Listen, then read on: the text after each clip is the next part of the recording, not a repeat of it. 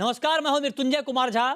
जी business और MCX IPF की खास पेशकश बेस मेटल्स में हेजिंग इंडस्ट्री को बूस्टर, इसमें आपका स्वागत है।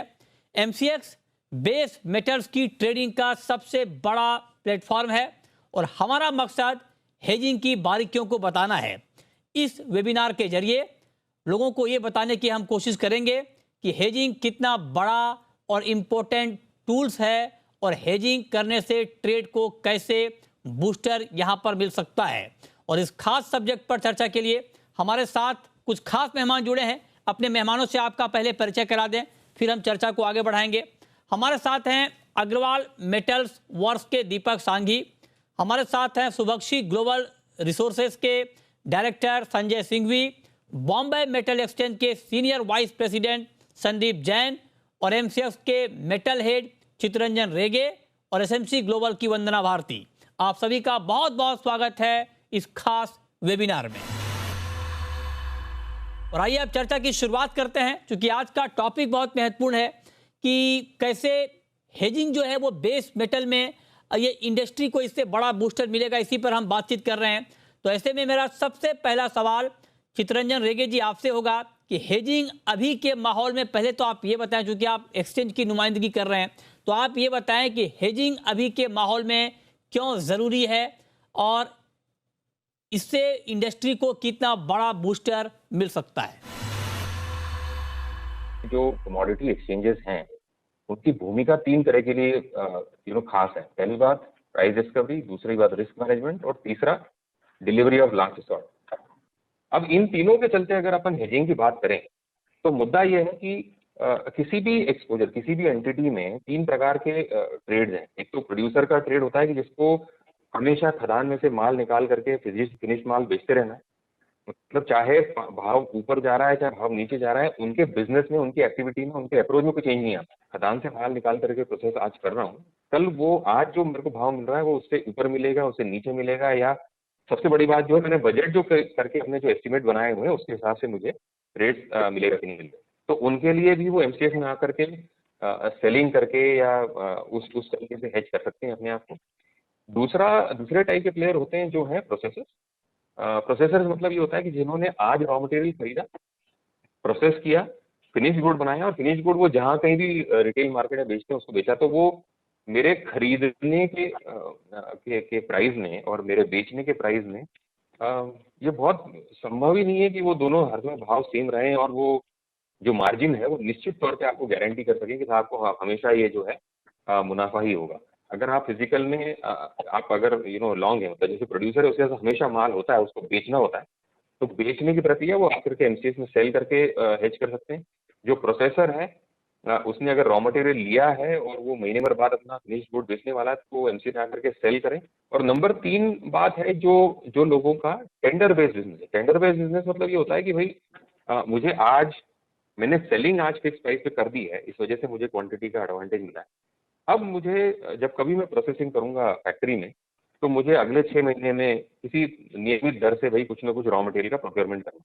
और अगर मैं रॉ मटेरियल प्रोक्योरमेंट में जाऊंगा तो ये बनी बात है कि साहब भाव जो मैंने जिस दिन माल बेचा था उस दिन के भाव और जिस दिन मैं एक्चुअल फिजिकल माल खरीदने जाऊंगा वो भाव सेम होने की गुंजाइश बिल्कुल नहीं है। मतलब जिन चीज़ों में फाइनेंशियल इंस्ट्रूमेंट अवेलेबल हैं, जैसे कि एमसीएक्स का वायदा बाजार जो है, उसमें आप अगर लॉन्ग रहते हैं, आप खरीद करके चलते हैं, तो जिस महीने में भी आप जितनी भी क्वांटिटी खरीदें उसका पोजीशन अगर आप रिवर्स करते हैं तो आपने हेज कर लिया। तो कहने का मतलब ये है हेजिंग द्वारा आप अपने मार्जिन्स को इंटैक्ट रख सकते हैं। अब दीपक सांघी जी, मैं आपसे जानना चाहता हूं सर कि मेटल मार्केट में आप डे टू डे की डीलिंग में शामिल होते हैं, आप ग्राउंड की जानकारी को रखते हैं, तो आप जरा बताएं कि हेजिंग की कितनी ज़रूरत इस मार्केट को इस वक्त है और इससे कारोबार को कितना बूस्टर मिल सकता है, क्योंकि आप ग्राउंड पर हैं, आप बखूबी इन चीज़ों को समझते होंगे। बेस मेटल में जो भी काम करता है ये industry high volume, high capital और लो मार्जिन इंडस्ट्री, 2 से 3% मार्जिन पे इंडस्ट्री ऑपरेट करती है। तो हमारी कंपनी अग्रवाल मेटल इस इंडस्ट्री में 75 सालों से है और हमारा अनुभव यही कहता है कि मेटल ट्रेड का कोई भी बिजनेस डिमांड की वजह से फेल नहीं होता। वो फेल होने के 2 ही मुख्य कारण होते हैं, या तो इनएडिक्वेट कैपिटल या फिर मार्केट रिस्क को मैनेज ना कर पाना, that is lack of hedging. अब हम देखते हैं मार्केट में बेस जो कॉमोडिटीज हैं, पर्टिकुलरली मैं कॉपर की बात करूं, हमने कोविड काल में देखा है 360 तक कॉपर की रेट गई और आज 600 के पार है। इतने हैवी फ्लक्चुएशन को केवल 2 से 3% की मार्जिन इंडस्ट्री किसी भी तरह से मैनेज नहीं कर सकती अनलेस वो हेजिंग पे जाए। दूसरा मैं बात करूं कि इंडिया प्रीडोमिनेंटली कॉपर, निकल, टिन में इंपोर्ट पे डिपेंडेंट है, तो किसी न किसी रूप में इंपोर्ट हो रहा है मेटल, या वो रिफाइनर्स हो, चाहे फैब्रिकेटर्स हो, चाहे कंपोनेंट मैन्युफैक्चर हो। बहुत ट्रांजिट टाइम में अफ्रीका से, अमेरिका से, यूरोप से मटेरियल आ रहा है, एलएमई कहीं की कहीं पहुंच रही है, डॉलर रेट कहीं की कहीं पहुंच रही है। तो बड़े रिफाइनर्स, बड़े फैब्रिकेटर्स के पास में एक ऑप्शन है कि वो बैक टू बैक हेजिंग कर लें परचेज सेल के बीच में, या लंदन मेटल एक्सचेंज जैसे प्लेटफॉर्म को यूज करें। लेकिन जो छोटे कंपोनेंट मैन्युफैक्चरर हैं, छोटे फैब्रिकेटर हैं, उनको चाहिए कि छोटे छोटे लॉट्स में और आईएनआर को कवर करते हुए कोई हेजिंग प्लेटफॉर्म। अब संदीप जी, मेरा आपसे एक सवाल ये होगा कि एमसीएक्स के प्लेटफॉर्म का इस्तेमाल पोटेंशियल के हिसाब से नहीं हो रहा है। अगर जो लोग ट्रेड से जुड़े हुए हैं और इस प्लेटफॉर्म पर आते हैं और हेजिंग के टूल्स को अपनाते हैं तो उनके ट्रेड को एक बड़ा बूस्ट मिलेगा। आपका अपना अनुभव इस पूरे मामले को लेकर क्या कहता है? बॉम्बे मेटल एक्सचेंज हमेशा ये इनिशिएटिव लेते रहा है कि हमारे जितने भी ये ट्रेड में इन्वॉल्व है, जितने भी मेंबर्स, उन्हें हेजिंग करना बहुत ही ज्यादा जरूरी है, क्योंकि फ्लक्चुएशन, वोलेटाइल मार्केट में फ्लक्चुएशन 76, जैसे इस साल कोरोना काल में 76% तक भी कॉपर में फ्लक्चुएशन हो चुका है। ऐसे में जो छोटे बिजनेसेस है वो तो सर्वाइव कर ही नहीं सकते, क्योंकि प्रॉफिट मार्जिन इतना नहीं है कि आप 76% को लिवरेज करोगे। तो ये बहुत ज्यादा जरूरी है। लेकिन इंडिया में बहुत सारी दूसरी दिक्कतें ऐसी है कि जो फिलहाल हेजिंग के कॉन्ट्रैक्ट्स हैं वो बहुत ही शॉर्ट टर्म है, तो उसमें हेजिंग में दिक्कत दूसरी ये भी आती है कि जो कॉस्ट ऑफ हेजिंग है एक कॉन्ट्रैक्ट से दूसरे कॉन्ट्रैक्ट में शिफ्ट होने की, तो वो भी कॉस्ट इफेक्टिव नहीं है। और अगर कोई इंटरनेशनल मार्केट एक्सचेंजेस में या उसमें हेज करना चाहे तो उसमें फिर एक ही होता है कि आपका बेस मेटल तो हेज हो जाएगा, लेकिन डॉलर का फिर क्या करोगे उसको, और आपको कहीं और डिपेंड करना पड़ेगा। तो ये सारी दिक्कत है, लेकिन होपफुली एमसीएक्स का इनिशिएटिव है तो भी इसमें सपोर्ट करती है, तो कॉन्ट्रैक्ट्स बढ़ाए जा सकते हैं। अब संजय जी, मैं आपके पास आना चाहता हूं सर। चर्चा को हम आगे बढ़ाते हैं। अभी जो देश में मेटल का मार्केट है वो इंटरनेशनल मेटल मार्केट के सामने कहां पर खड़ा है? क्योंकि आप इस मार्केट को बखूबी समझते हैं। आप जरा हमारे दर्शकों को ये बताएं कि जो हमारा मेटल का मार्केट है वो अंतर्राष्ट्रीय बाजार के मुकाबले कहां पर खड़ा है, और इंडियन बेस मेटल मार्केट को मजबूत बनाने के लिए क्या हेजिंग की भूमिका अहम हो सकती है? तो हिंदुस्तान का मार्केट में इंडियन मेटल मार्केट जो है, बेस मेटल मार्केट, एक लंबी उड़ान करने के लिए अभी तैयार हो रहा है। आज हम देखते हैं कॉपर में, देखते हैं कॉपर में हम करीबन 3 से 4% के बीच में वर्ल्ड के 3 से 4% कॉपर कंज्यूम करते हैं और प्रोड्यूस करते हैं। सिमिलर और एल्यूमिनियम में हम 10 से 12-15% के आसपास पहुंच गए हैं। और आज हम बहुत ज्यादा एक्सपोर्ट कर रहे हैं due to globalisation, world economy आपस में इंटीग्रेट हो रही है। तो एक्सपोर्ट और इम्पोर्ट का बहुत बड़ा रोल है इस तरह में, जो हम आज एल्यूमिनियम में और कॉपर में एक्सपोर्ट्स बढ़ा रहे हैं अपने। उसके लिए डोमेस्टिक एक्सचेंज का बहुत बड़ा अहम रोल है। जो हमारी कंपनीज है, जिसको हम प्रोसेसर बोलते हैं, जो value added product manufacturing companies हैं, जैसे ऑटो कंपोनेंट्स बना रही हैं, इनका बहुत बड़ा एक्सपोर्ट में योगदान और ये एक्सपोर्ट बढ़ रहे हैं इनका। तो इस वजह से इनको हेज करना इनके लिए बहुत बहुत जरूरी हो गया। तो डोमेस्टिक एक्सचेंज जैसे एमसीएक्स है वो इनके लिए एक बहुत ही वरदान साबित हो रहा है कि जितनी ज्यादा प्राइस फ्लक्चुएशन हो रही है वो उसमें आके हेज कर। अब वंदना जी, मैं आपके पास आना चाहता हूं। आप वायदा बाजार को काफ़ी डिटेल में ट्रैक करती हैं, नज़दीक से देख रही हैं। ऐसे में आपको इस मार्केट में होने वाले उतार चढ़ाव का बखूबी आपके पास जानकारी है। आप जरा हमारे दर्शकों को ये बताएं कि मेटल, चूंकि जब तक हम मार्केट के मूड को नहीं समझेंगे तो हम हेजिंग की अहमियत को नहीं समझ पाएंगे। तो आप जरा ये बताएं कि बेस मेटल का उतार चढ़ाव का इतिहास कैसा रहा है, ताकि हमारे जो दर्शक है वो समझ पाएं कि इस वोलेटाइल मार्केट में हेजिंग आपके लिए कितना जरूरी है। अब सपोज कि अगर हम 2021 की बात करें, हमें पता है कि निकल के जो अभी जो सप्लाई साइड है वो थोड़ा टाइट रहने वाला है, और आने वाले समय में जो निकल का, खासकर ग्रीन निकल की डिमांड जो है वो यहाँ पे बढ़ने वाली है। तो कहीं ना कहीं लग रहा है कि जो 21 का समय है, 20 के बाद भी बेस हो सकता है कि थोड़ा सा हम अपसाइड जो है वो इंटरेस्ट यहाँ पे आगे भी देखें। और किसी को निकल का जो प्रोडक्शन है उसका जो इनपुट है वो होना चाहिए 6 महीने बाद। अभी हम कह लें कि निकल के प्राइसेस जो है वो करीब 1300 के करीब है और यहाँ से लग रहा है कि प्राइसेस सपोज ऊपर की तरफ जाते हैं, तो अगर 200-300 रुपए भी ऊपर चले गए तो उनका इनपुट कॉस्ट यहाँ पे बढ़ रहा है और उनका जो प्रॉफिट मार्जिन है वो भी हो सकता है कि प्राइस मार्केट कंपटीशन की वजह से यहाँ पे थोड़ा सा कम हो जाए। तो ये एक फ्लक्चुएशन आता है, ये मैंने थोड़ा सा माइक्रो लेवल पे बताया है। तो यहाँ पे अगर आप हेजिंग कर रहे हैं तो आपका जो आप लॉस कर रहे हैं इनपुट कॉस्ट में वो आपका हेजिंग से नलीफाई हो जाता है, कह सकते हैं। दूसरी चीज थोड़ा सा बड़े लेवल पे यहाँ पे मृत्युंजय जी बताना चाहूंगी कि इकोनॉमिक साइकिल होती है, वर्ल्ड की साइकिल होती है, खास करके कंट्री की साइकिल होती है। अब इंडिया जिस स्टेज में एंटर कर रहा है तो लग रहा है कि लिबरलाइजेशन के बाद ये बहुत इंपॉर्टेंट स्टेज में अब इंडिया एंटर कर रहा है, जहाँ पे चाइना को पहले वर्ल्ड फैक्ट्री माना जाता था, अब यह इंडिया को वर्ल्ड फैक्ट्री के रूप में कंसिडर कर रहे हैं कि आने वाले जो डिकेड्स है वो इंडिया के होंगे।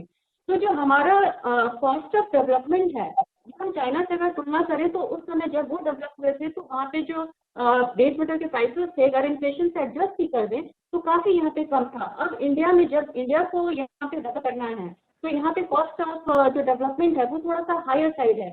यहाँ पे अगर इंडस्ट्री हेजिंग करती है तो काफी ज्यादा लॉसेस जो है वो कवर होते हैं और एक जो डेवलपमेंट होगा वो बहुत पॉजिटिव वे में यहाँ पे जाएगी। ओके, चलिए, तो पहले राउंड में हमने ये चर्चा की, ये डिस्कस किया कि हेजिंग की अहमियत क्या है और क्यों ज़रूरी है हेजिंग इस पूरे मार्केट के लिए, और हेजिंग के जरिए इस मार्केट को कैसे बूस्ट मिल सकता है। यहाँ पर रुकेंगे एक छोटे से ब्रेक के लिए और ब्रेक के बाद हम चर्चा करेंगे कि और इस मार्केट की क्या खासियत है और कैसे आप इस मार्केट में हेजिंग के जरिए एंटर कर सकते हैं। छोटा सा ब्रेक, तुरंत लौटते हैं।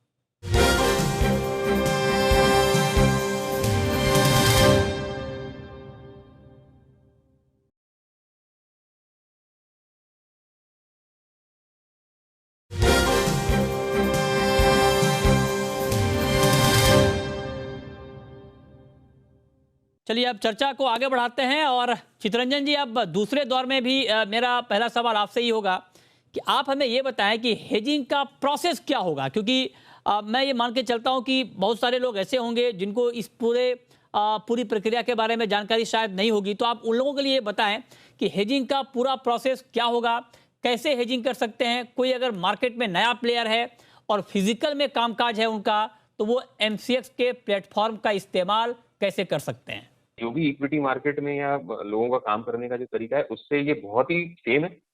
आप अपने जो ब्रोकर्स हैं, जो तमाम जितने भी इक्विटी मार्केट से, करेंसी मार्केट से जुड़े हुए जितने ब्रोकर्स हैं, वो सभी कमोडिटी मार्केट से भी जुड़े हुए हैं। इन सभी का रेगुलेटर जो है वो सेबी है। तो उनके तहत आप किसी भी ब्रोकर के या जो हम इनको मेंबर्स कहते हैं, मेंबर के यहाँ पे आप अपना KYC का प्रोसेस कंप्लीट करें। जिस एंटिटी, जिस कंपनी के लिए आप हेज करना चाहते हैं उसके नाम पे करने में ही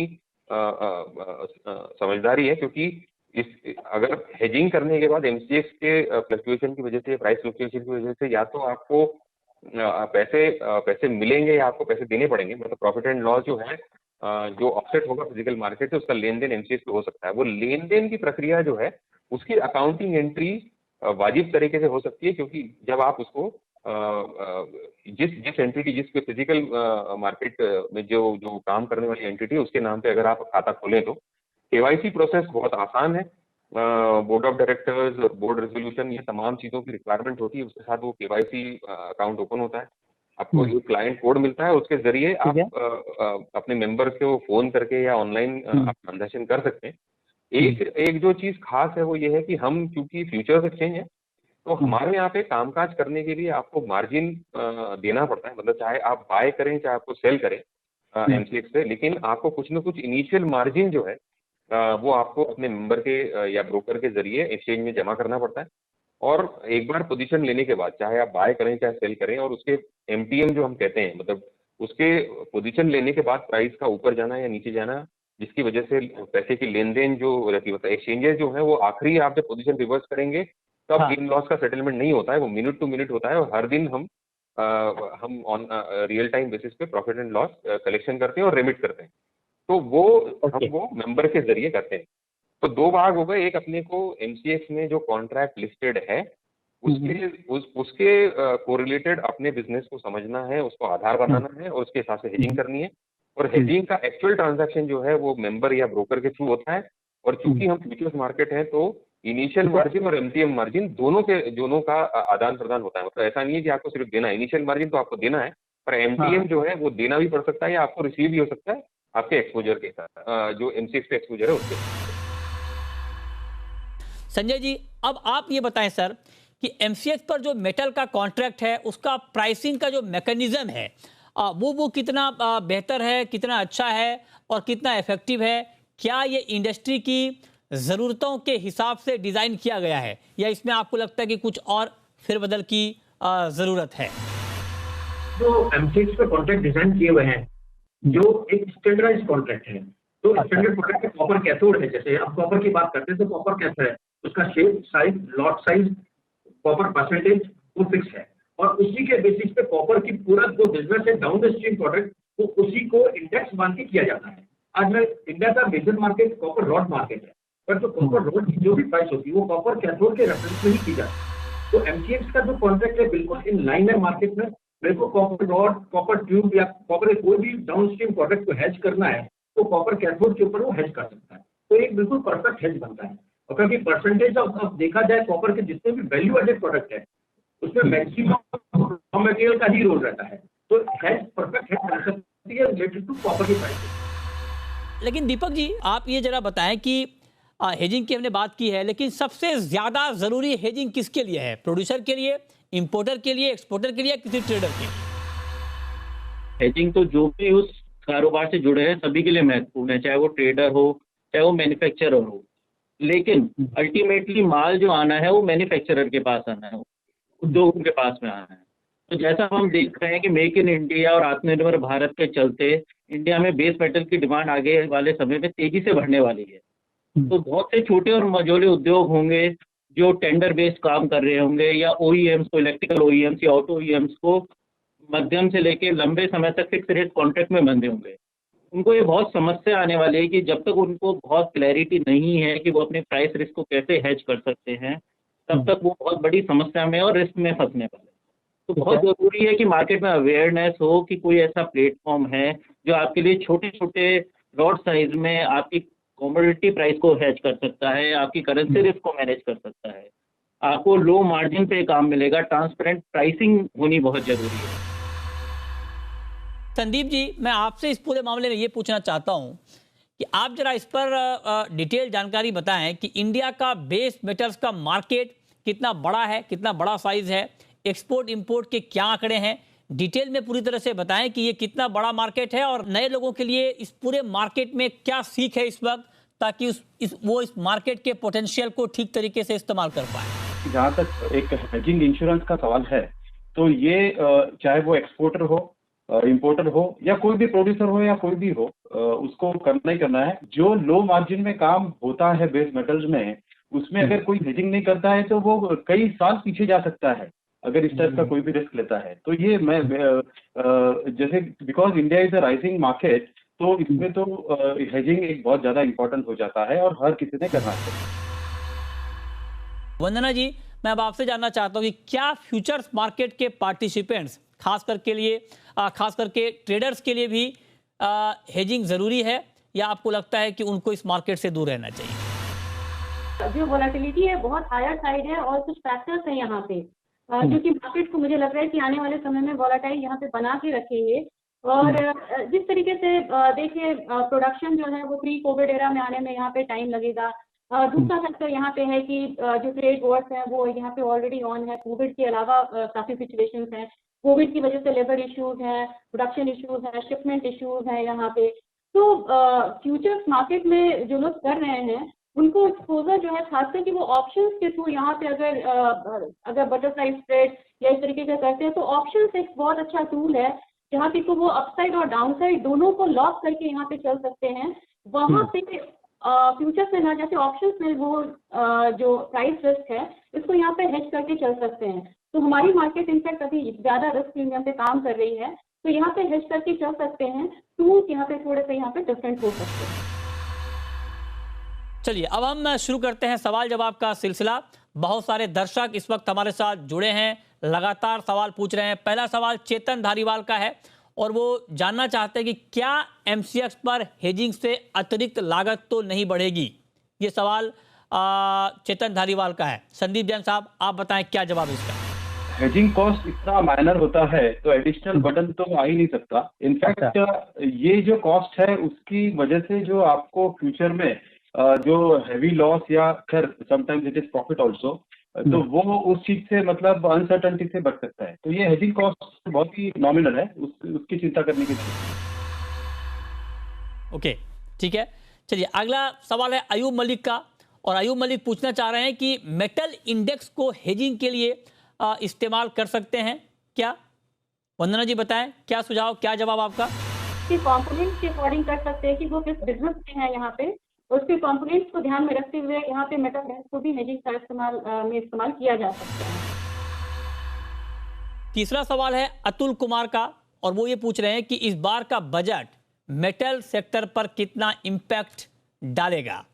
संदीप जी बताएं आपके हिसाब से कितना असर होगा इस बार के बजट का मेटल इंडस्ट्री के ऊपर, मेटल सेक्टर के ऊपर। सबसे पहले तो मैं बजट की बात करूंगा। ये बजट में हमारी बॉम्बे मेटल एक्सचेंज की सालों की जो लड़ाई थी कॉपर स्क्रैप में, जो मतलब इंपोर्ट ड्यूटी रिडक्शन की, तो इस बजट में 5% से 2.5% किया गया है। तो सेकेंडरी मार्केट के लिए ये बहुत बड़ी राहत है और काफी कॉम्पिटिटिव एनवायरनमेंट खड़ा हुआ है। इसके लिए मोदी गवर्नमेंट को बहुत बहुत धन्यवाद बॉम्बे मेटल एक्सचेंज की तरफ से। अगला सवाल है रजनीकांत भाटी का और ये पूछ रहे हैं कि हेजिंग में कुल लागत कितनी आएगी। ये बहुत महत्वपूर्ण सवाल इन्होंने पूछा है। चितरंजन जी आप बताएं कि क्या लागत कितनी आ सकती है हेजिंग में, एक मोटा मोटी फिगर क्या होगा। प्योरली ट्रांजैक्शनल कॉस्ट की बात करें मृत्युंजय जी, तो आपका जो मार्जिन से लेकर के इंटरेस्ट का जो कॉस्ट है वो, और ब्रोकरेज और ये सब चीजों और टैक्सेस मिला करके ही मुझे लगता है गिरी से गिरी हालत, मतलब मैक्सिमम 0.5% के ऊपर तो जा ही नहीं सकता। मतलब इट इज नोन फैक्ट।